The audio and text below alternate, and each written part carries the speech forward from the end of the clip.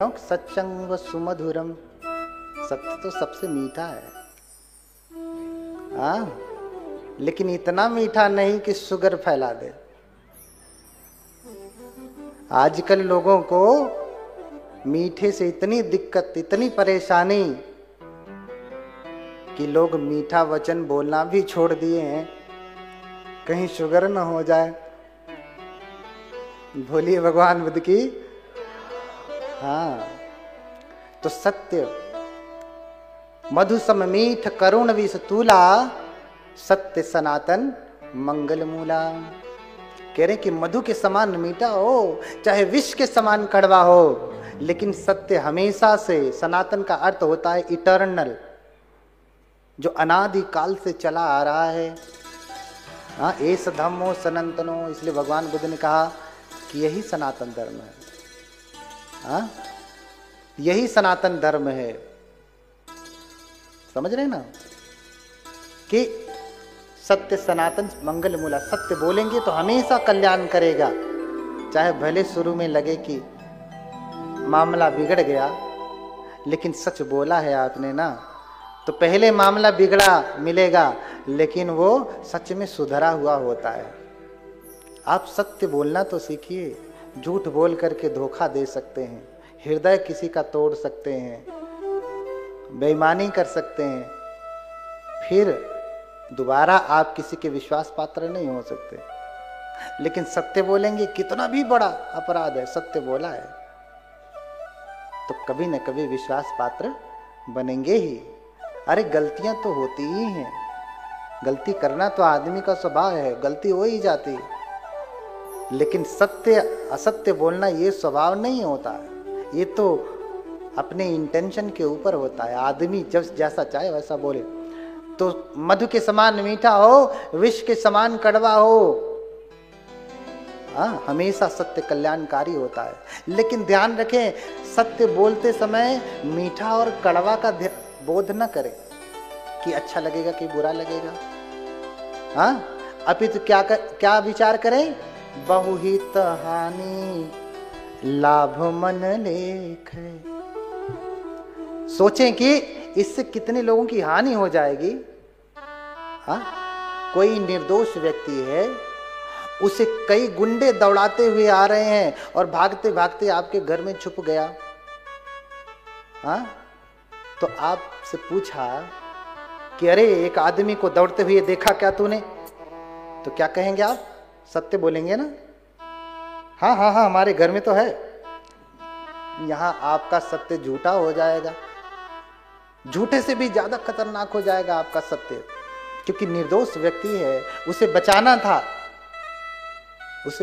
था, लेकिन आपने मरवा दिया। तो सत्यवतत कटु मीठ न देखे, अनुचित हानि लाभ मन लेकर, कि इस सत्य बोलने से कहीं बहुत सारे लोगों की हानि तो नहीं हो जाएगी। बहुहित हेरी वदय फुरबानी, जिससे बहुतों का हित हो, ऐसा सत्य बोलना चाहिए। नहीं तो मौन रहे लखी बहुहित हानि, जिससे बहुतों का अहित होता है ना, उस सत्य को नहीं बोलना चाहिए। उस सत्य को नहीं बोलना चाहिए जो आजकल हमारे बनते लोग कर रहे हैं। बहुत सारी बातें हो सकता है सत्य हो, लेकिन इससे हानि बहुतों की हो रही है, नुकसान बहुतों का हो रहा है, बहुतों की श्रद्धा टूटती है इससे। तो वो सत्य नहीं रहा, फिर वो सत्य नहीं रहा, वो झूठ से भी ज्यादा खराब हो गया। तो बुद्ध से तीसरी बार भी पूछ लिया, तो लो भैया तुम नहीं मानोगे तो सुनो। अरे तूने कुक्कुर की साधना की है, तो इस जन्म में तो तू मनुष्य था, मनुष्य होते हुए तूने कुत्ते की साधना की, कुत्ते की पात्रता प्राप्त की, तो अगला जन्म, अगली वैकेंसी जो खाली होगी ना, तो तू अगली वैकेंसी में कुत्ता ही बनेगा। क्या बनेगा?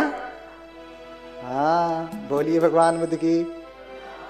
इसीलिए कहते हैं जैसा हम कर्म करते हैं वैसा फल मिलता है, वैसा फल मिलता है। तो आज कोई धनवान है तो बहुत पुण्यवान रहा होगा, बहुत दानी, बहुत धार्मिक रहा होगा। इसलिए इसलिए आज वो धनवान है। और अगर इस जन्म में वो पुण्य और करता जा रहा है तो जान लेना अगला इंद्रासन ही उसके लिए है। कोई छोटा मोटा पद नहीं, इंद्रासन ही है, इंद्रलोक ही है, जिसे हम शक्र लोक कहते हैं। क्यों? जैसे विशाखा की कथा है ना, ससुर भात खा रहा है, भोजन कर रहा है, बहुत धनवान घर है, श्रेष्ठी है, धन दौलत की कोई कमी नहीं, कितना धन है पता भी नहीं, इतना धन, अभूत धन। लेकिन ससुर भोजन कर रहा है, सोने की थाली में भोजन कर रहा है। सामने एक भंते जाते हैं, विशाखा खड़ी खड़ी पंखा झल रही है अपने ससुर को। पहले फैन नहीं था ना, पहले हाथ से लोग पंखे बनाते थे, आज भी बनाते हैं, कहीं कहीं बनाते हैं। तो ऐसे खड़ी होकर के पंखा जल रही थी। पहले राजा महाराजाओं को भी सेवक ऐसे पंखा झलते रहते थे, भैया ऐसा फैन नहीं था, तो 2 सेवक लगे रहते थे पंखा झलने के लिए। बहू विशाखा खड़ी होकर के पंखा जल रही है और सामने से भंते गुजरते हैं और भंते को देख करके ऐसे मुंह करके खा रहे हैं, सामने से भंते गुजर रहे हैं। भंते को देख करके मुंह उधर कर लिया, उधर मुंह करके खाने लगा, पीठ भंते की तरफ कर दिया। अभी मुंह भंते की तरफ था, अभी पीठ भंते की तरफ कर दिया। अरे एक थोड़ा सा भोजन ही तो देना था। इतना धनवान जिसके धन की गणना नहीं, लेकिन थोड़ा सा भोजन, क्योंकि निंगंठ को मानता था, जैन धर्म को मानने वाला था। हाँ, ऐसे कभी कभी कोई बौद्ध धर्म का बहुत कट्टर होगा तो कोई जैनी आ जाएगा तो अरे नहीं देंगे। हाँ, अरे सब जगह हाँ, सच्चंग भड़े निकुजेय दज्जा पस्मिम पियाचितो एते ही ती ही ठाने ही गच्छे देवान संति के। बुद्ध कह रहे हैं कि सत्य बोलो, क्रोध मत करो किसी के ऊपर, और मांगने पर, चाहे कोई भी मांगे, धम्पत की गाथा है, मेरी गाथा नहीं, भगवान बुद्ध की गाथा है, भगवान बुद्ध का वचन है कि सत्य बोलो, क्रोध मत करो, चाहे कोई भी मांगे, रहता है अगर है पास में तो थोड़ा ही दो, लेकिन दो, चाहे कोई भी मांगे। हाँ, बौद्ध मांग रहा है, जैन मांग रहा है, कबीर पंथी रैदासी मांग रहा है, इससे मतलब नहीं, थोड़ा रहते हुए भी दें। एते ही ती ही थाने ही गच्छे देवान संत के। जो ये 3 बातों का पालन करता है ना, बुद्ध कह रहे हैं कि गच्छे देवान संत के, वो तो देवताओं के पास जाता है, देवता होता है, देवता। बोलिए भगवान बुद्ध की। बैटरी लगता है लो हो गई है, चार्जिंग खत्म हो गई क्या? भूख लगी है? हाँ, बोलिए भगवान बुद्ध की। थोड़ा गला खराब है ना इसलिए। हाँ, ससुर भोजन कर रहा है, अभूत धन का स्वामी है, और भंते को देख करके, भिक्षु को देख करके पीठ उनकी तरफ कर लेता है। और विशाखा बुद्ध के प्रति श्रद्धालु, भंते लोगों के प्रति श्रद्धालु, इसलिए भंते से कहती है, आई बात नहीं करिए, थोड़ी हमारी भी सुन लीजिए। हाँ, बात करते करते इतनी उम्र चली आई, आप थोड़ा सुन लीजिए ना। सुनेंगे? नहीं तो अच्छा नहीं लग रहा तो बंद कर दूं? बोलिए भगवान बुद्ध की। सुजाता देखती है, विशाखा देखती है कि मेरे ससुर ने पीठ कर लिया बंते की तरफ, तो हाथ जोड़ करके कहती है, आतिच्छ बनते मह्यं सासुरो पुराणं खादति। अरे बनते जाइए, दूसरा द्वार देखिए, मेरा ससुर तो बासी खा रहा है, बासी। हाँ, तुरंत गुस्सा हुआ और झनक करके थाली फेंक दिया। अरे इतना उसमें से चावल देना था, दान नहीं किया, लेकिन गुस्से में आया तो पूरा भोजन ही फेंक दिया। देखो आदमी ऐसा। हाँ, दान करने का अवसर आता है तो दान नहीं करता है। हाँ, मुफ्त में धर्म सुन करके पुण्य अर्जन करना है तो नहीं करता है, लेकिन पैसे दे दे करके पाप खरीदता है। रात को चढ़ाया और हाँ, आदमी की गति क्या, देना था, पुण्य करना था, इतना सा दे देता तो पुण्य हो जाता, लेकिन गुस्से में आकर के पूरी थाली फेंक दिया, उसका क्या? हाँ, तो गुस्से में आकर के सोने की थाली फेंक दिया। कहता है तू कलंकिनी कहती है कि मैं बासी खा रहा हूं, अरे अभी तो ताजा ताजा बन करके आया है और तू कहती है कि मैं बासी खाता हूं। कथा लंबी है, कहने का तात्पर्य बाद में फैसला होता है क्या? सुजाता विशाखा समझाती है कि पिताजी आपको ये जो धन दौलत शोहरत मिली है ना, जो ये अभूत धन मिला है ना, ये सब पिछले जन्मों का पुण्य है। पिछले जन्मों में आपने पुण्य किया, इस जन्म में आप नगर श्रेष्ठी हुए, जो आपके पास इतनी अभूत संपत्ति है, लेकिन इस जन्म में आप पुण्य नहीं कर रहे हो, तो पहले का पका पकाया भोजन आज आप खा रहे हैं, आज कुछ पुण्य नहीं कर रहे हैं, पका नहीं रहे हैं, तो बासी ही हुआ ना, बासी ही हुआ ना। इसलिए बासी आपको मिला है तो उसको हमेशा ताजा करते जाएं।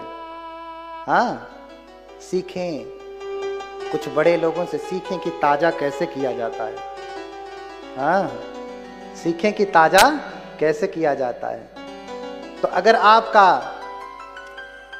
भैया, बहुत सारे लोगों के दर्शन है, कुछ कहेंगे भैया हम इस जाति में पैदा हुए, उस जाति में पैदा हुए, लंबी कथा है, लंबी बात है, आगे समझाऊंगा। बस इतना समझें कि कर्म वहां पे है, कर्म के कारण ही सब है। कम्मुना सतो कम्मुना गति, कम्मे सत्य विभजति यदिदं हीन पणितया। स्वयं बुद्ध कर रहे हैं कि कर्म के कारण ही व्यक्ति ऊंचा होता है, नीचा होता है। ये बुद्ध के वचन है, मेरे वचन नहीं है। अब देखिए, बात बड़ी लंबी चली गई। सुमेध तपस्वी जो परम पुण्यवान हैं, तपस्वी हैं, बहुत सारा धन दौलत छोड़ करके आए हैं, 7 पीढ़ियों का धन दान करके तपस्वी बने थे। हाँ, 7 पीढ़ियों का धन दान करके सुमेध तपस्वी हिमालय पे तप करने गए थे। इसलिए सत्ताह भंतरे पंच अभिज्ञा 8 विधम पिच। तो व्यक्ति के पास जितना बड़ा त्याग करता है ना, उतनी ही जल्दी उसका फल भी मिलता है। बहुत सारे लोग हैं जीवन भर विपश्यना कर रहे हैं, लेकिन कुछ होता जाता। कोई है, एक शिविर किया, उतने में ही उतनी आनंद में भरा है कि कहना क्या। तो जिसने 40 शिविर किया उसको उतना लाभ नहीं जिसने पहला शिविर कर लिया। ऐसा क्यों? भगवान के समय में किसी का बाल बन रहा है, बनते होने के लिए बाल बनते बनते अरहत हो जा रहा है। यहाँ सारा जीवन मुड़ मुड़ा करके बैठा हुआ है तो भी अरहत नहीं हो, एक कायदे का बनते नहीं हो पाया। हाँ, चांगला बनते पण नहीं झाला। हाँ, बोलिए भगवान बुद्ध की। क्योंकि पुण्य नहीं है, इसलिए ऐसा नहीं। सुमेध तपस्वी बहुत बड़ा त्याग करके आए हैं, इसलिए थोड़े ही समय में उसका फल भी मिल गया। तपस्या ने रंग लाया और 8 समापत्ति वाले, पंच अभिज्ञा वाले हो गए। और जब सुनते हैं कि बुद्ध आ रहे हैं तो मैं क्या कर सकता हूं? मैंने कहा ना, जब कोई पुण्यवान व्यक्ति होता है, कोई श्रद्धालु व्यक्ति होता है, तो चाहता है कि मैं अब क्या करूं, मैं क्या कर सकता हूं, तो मैं क्या करूं। देखिए, 5 अभिज्ञा और 8 समापत्ति से युक्त व्यक्ति अरहत के जैसा ही होता है। इच्छे च अहम जे हंत्वानंतरणे भवे संघस्य नवको हुत्वा भविष्यं पुरं वरं। इतना बल होता है। अगर वो चाहे तो इसी लोक में समस्त आवरणों को त्याग करके, समस्त क्लेशों को त्याग करके अरहत हो सकता है। 5 अभिज्ञा और 8 समापत्ति वाला व्यक्ति अगर चाहे तो इसी जन्म में अरहत हो सकता है, इसी क्षण हो सकता है, इतनी क्षमता होती है। ऐसा व्यक्ति कह रहा है कि अरे बुद्ध आ रहे हैं तो मैं क्या करूं। तो थोड़ा सा रास्ता मुझे भी दे दो, मैं भी रास्ता बनाता हूं।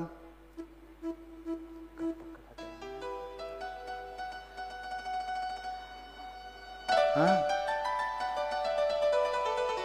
तो सभी लोगों ने उनको कहा ठीक है, अगर आप रास्ता बनाना चाह रहे हैं तो ये इतना सा रास्ता टूटा हुआ है, बाकी सब बन गया, इसे आप बना दें।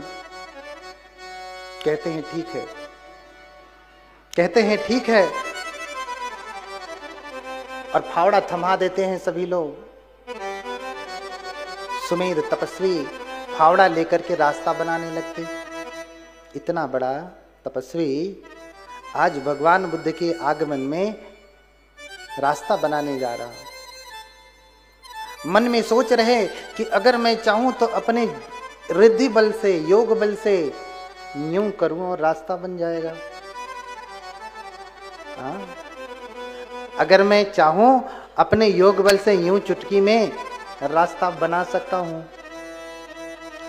लेकिन फिर सोचते हैं कि जिनके लिए मैं रास्ता बनाऊंगा, क्या वो मुझसे कम योग बल वाले हैं क्या?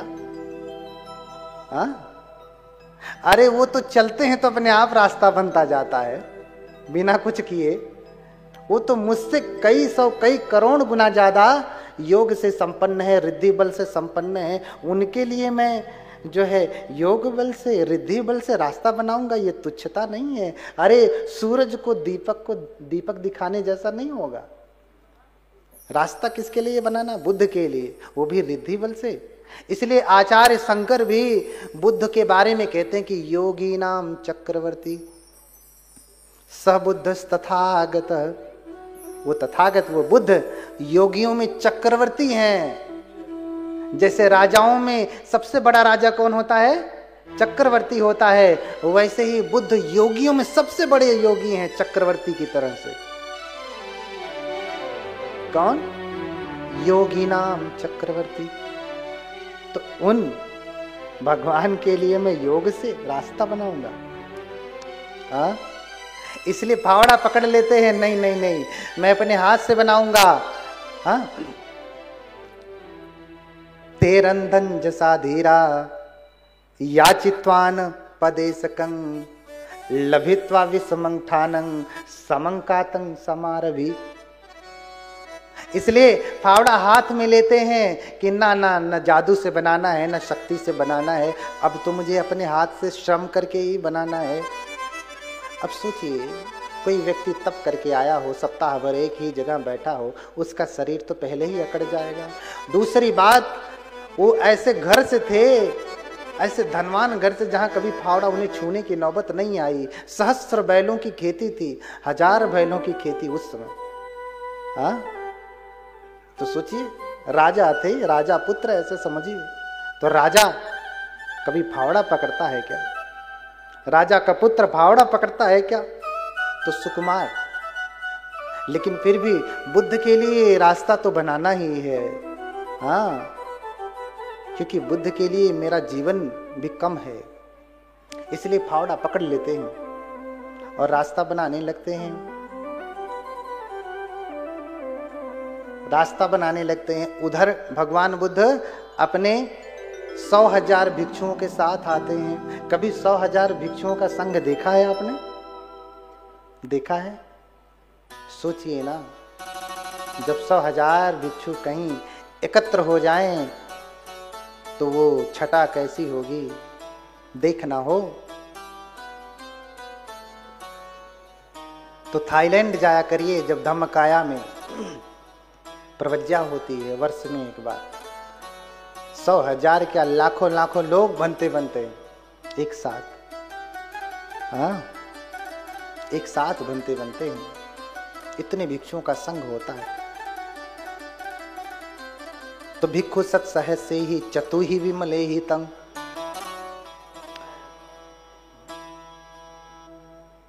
तो 100,000 भिक्षु हैं, उनमें भी 4 प्रकार से विमल भिक्षु हैं।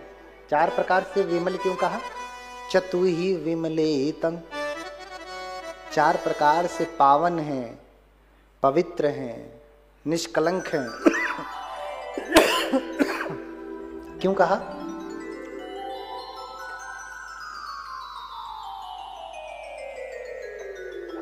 4 प्रकार से निष्कलंक हैं। तो 4 प्रकार के निष्कलंक भिक्षु किसको कहते हैं? तो जिसने श्रोतापन फल को प्राप्त कर लिया वो निष्कलंक हो गया। जिसने सक्यदागामी फल को प्राप्त कर लिया वो निष्कलंक हो गया। जिसने अनागामी फल को प्राप्त कर लिया वो निष्कलंक हो गया।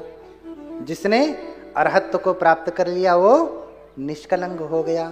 तो उनके संघ में श्रोतापन्न भिक्षु भी हैं, सक्यदागामी भिक्षु भी हैं, अनागामी भिक्षु हैं और अरहत भिक्षु हैं। इसलिए कहा कि चतुहि विमले तं निमंतयिम दानेन मया लोके नायकम। आज वो लोक के नायक भगवान बुद्ध अपने 4 प्रकार के विमल भिक्षुओं को साथ में लेकर के आ रहे हैं, साथ में लेकर के आ रहे हैं। लेकिन ये तो रास्ता बना रहे हैं। भगवान बुद्ध चलते आ रहे हैं, चलते आ रहे हैं, चलते आ रहे हैं, नजदीक ही पहुंच गए। और जितना जितना वो नजदीक आते जाते हैं उतनी उतनी इनकी धड़कनें बढ़ती जाती हैं। अरे भगवान तो आ गए, तो शिव भगवान आ गए, तो शिव भगवान तो आ गए, भगवान तो आ गए। हाँ, जैसे घर में जब बारात आने लगती है, तैयारियां ना हुई हो तो मन घबराने नहीं लगता है। अरे बारात तो आ गई, बारात तो आ गई, अब क्या करना है, जल्दी जल्दी जल्दी जल्दी जल्दी, जो हुआ सो हुआ, जो नहीं हुआ सो छोड़ दिया, होता है ना। अब यहाँ तो भगवान आ रहे हैं, यहाँ तो भगवान आ रहे हैं। आगतो सी भगवान, भगवान तो आ चुके हैं, आ गए हैं। अरे आते जा रहे हैं, आते जा रहे हैं, आगतवान आते जा रहे हैं। नजदीक जितना जितना नजदीक आ रहे हैं उतना उतना ये घबरा रहे हैं, परेशान हो रहे हैं कि रास्ता तो बना ही नहीं, इतना रास्ता बचा रह गया। क्यों? क्योंकि सुकुमार हैं, फावड़ा चला तो रहे हैं लेकिन उतना तेज नहीं चला पा रहे हैं। हाँ, जैसे जो बैठ करके कुर्सी में फाइल वाला वर्क करता हो, उसको फावड़ा पकड़ा दिया जाए, कितना खेत जोतेगा, गोड़ेगा, थोड़ा सा ही ना। और जो किसान हर दिन खोदता रहता है वो तो मिनट भी नहीं लगेगा, न जाने कितने स्क्वायर फीट खोद देगा। हाँ, भगवान आ गए। अब सोचते हैं कि भगवान तो आ गए, अगर भगवान इसमें से चल करके जाएंगे तो इनके पैरों में कीचड़ लग जाएंगे, तो मेरा तो नाश समझो, मेरा तो नाश हुआ समझो। देखो इतना बड़ा व्यक्ति, हाँ, साधना की इतनी ऊंची अवस्था को प्राप्त व्यक्ति भी ऐसा सोच रहा है कि अगर भगवान बुद्ध का पांव कीचड़ में पड़ गया, उनके श्रावकों का पांव कीचड़ में पड़ गया, उनके पैरों में कीचड़ लग गया, तो जान लीजिए कि मेरे लिए अपराध हो जाएगा, मेरे लिए अपराध हो जाएगा, दोष लग जाएगा, जीवन कलंकित हो जाएगा कि अरे क्या सुमेध तू रास्ता नहीं ठीक करता। हाँ, तो मैं क्या करूं, कुछ समझ में नहीं आता है। तो भगवान जैसे ही नजदीक आ जाते हैं, भगवान की तरफ मुंह करके मुंह के बल ही लेट जाते हैं, लेट जाते हैं। और जब लेट जाते हैं तो अकमित्वा में गच्छति हिताय में भविष्यति, भगवान आएंगे मेरे ऊपर चल करके जाएंगे तो मेरे हित के लिए होगा, मेरे सुख के लिए होगा। भगवान अगर मेरे ऊपर चल करके जाएंगे तो मेरे सुख के लिए होगा। आजकल बहुत सारे भंते लोगों में भी थोड़ी कुरीतियां आ गई हैं। कंबोडिया में ऐसे लोग लेट जाते हैं, थेरवाद के भंते लोग, उनके ऊपर ऐसे ऐसे चलते हुए जाते हैं और कहते हैं मंगल होता है। और कुछ तो डंडा लिए रहते हैं, टन टन टन मारते हैं, कहते हैं इससे मंगल होता है। थाईलैंड में कहीं कहीं कुछ कुछ प्रभाव हो रहा है। हाँ, जैसे कितने भी बड़े भंडारण में आलू रख दिया जाए तो कहीं कहीं आलू सड़ने लगता है। अब भंडारण का दोष नहीं है, एक आध तो कुछ है ही गड़बड़, सड़ेगा ही, कहीं से पहले ही छेद हो गया होगा इसलिए वो सड़ रहा है। भंडारण का दोष नहीं है। हाँ, दोष किसका है? उस आलू का है, उसमें कहीं न कहीं छेद रहा होगा या कीड़ा लग गया होगा। पहले से ही लगा रहा होगा, कुछ न कुछ तो कटा पिटा रहा होगा, इसलिए वो सड़ना शुरू कर दिया। दोष भगवान की शिक्षा का नहीं है कि भगवान बुद्ध का धर्म गड़बड़ है, दोष तो उस व्यक्ति का है, उसमें पहले से ही छेद है, पहले से ही कलंक है, इसलिए सड़ने लगता है। हाँ, सड़ने लगता है। अब भगवान बुद्ध आएंगे, मेरे ऊपर चल करके जाएंगे। अकमित्वा में गच्छति हिताय में भविष्यति, मेरे ऊपर से चल करके जाएंगे तो मेरे हित के लिए होगा, सुख के लिए होगा। लेकिन भगवान बुद्ध जैसे ही जात ही ताही तितय अवलोकी, अरु आए समीप रहे पदरों की।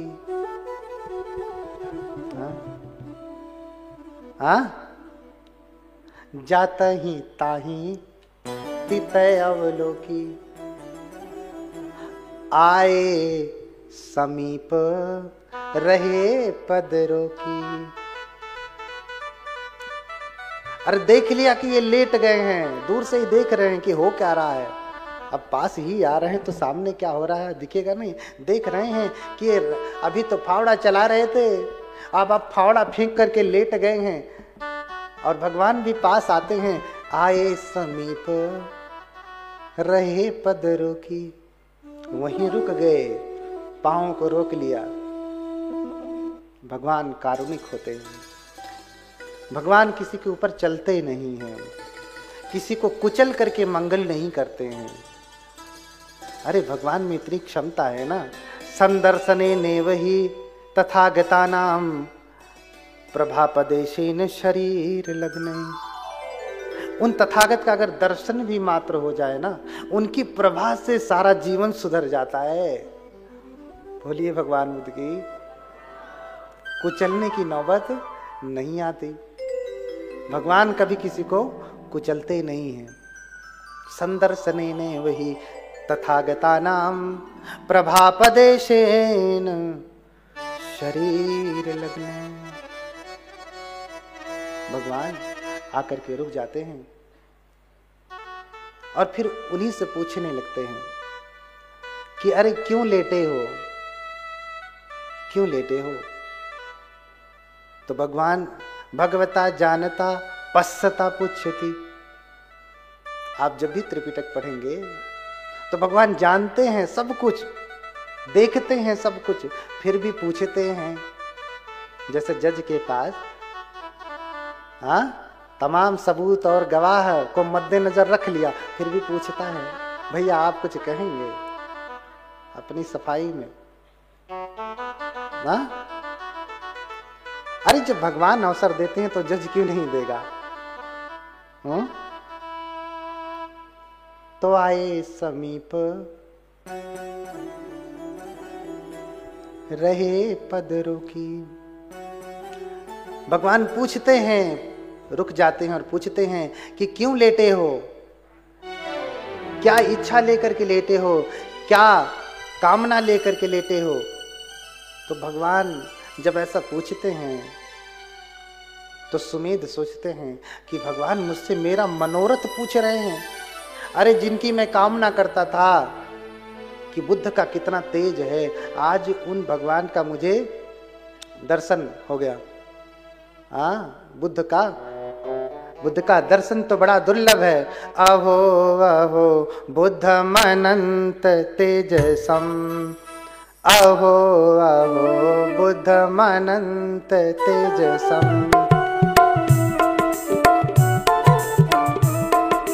अहो अहो बुद्धम अनंत तेजसम,